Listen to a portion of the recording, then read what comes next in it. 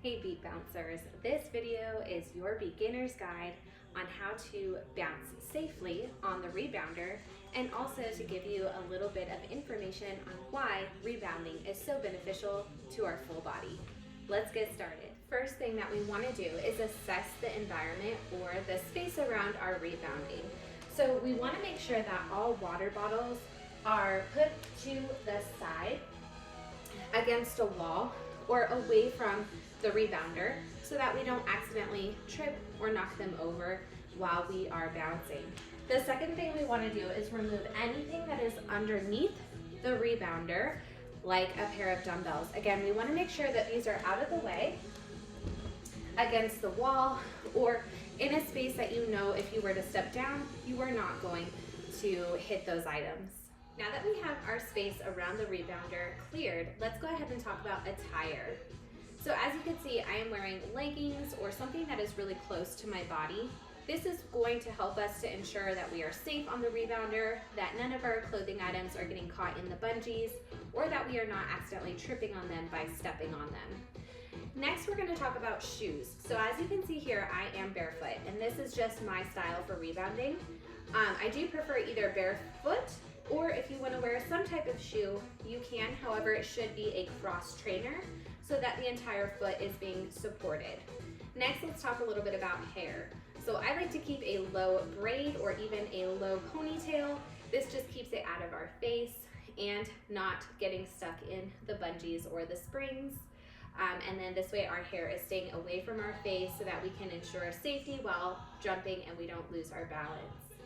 Before we begin rebounding, we always want to check that the legs are firmly in place and that the rebounder is not wobbly. If you do find it is a little wobbly, you can move the rebounder around the floor just a little bit and kind of give it a little test before we jump on. Next, let's discuss how to get on and off the rebounder.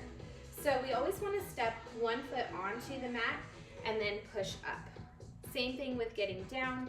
We are just stepping off of the mat. We are never going to jump on the rebounder or jump off the rebounder.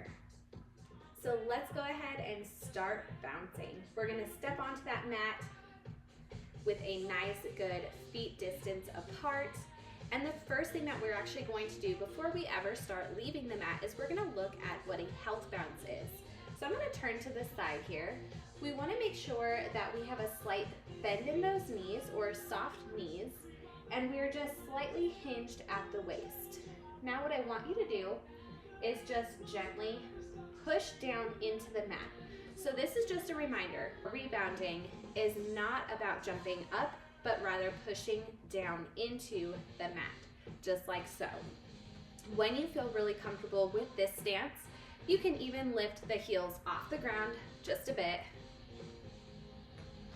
And then when you're really ready, you can push into that mat just like so.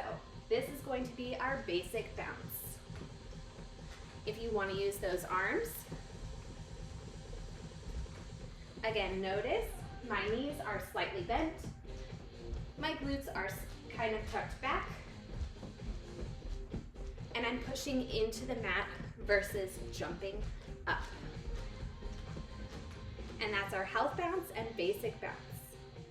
Rebounding is so beneficial to your entire body. Every cell in your body is actively working when you are rebounding.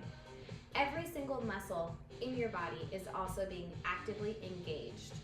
Involuntarily, we are working those core muscles because we have to remain upright on the rebounder.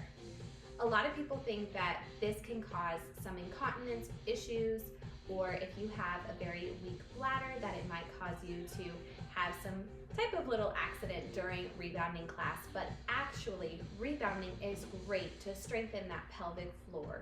So definitely give rebounding a try. Even if you're a little bit nervous, you can always start with a health bounce, and really your feet don't even have to leave the mat until you feel ready.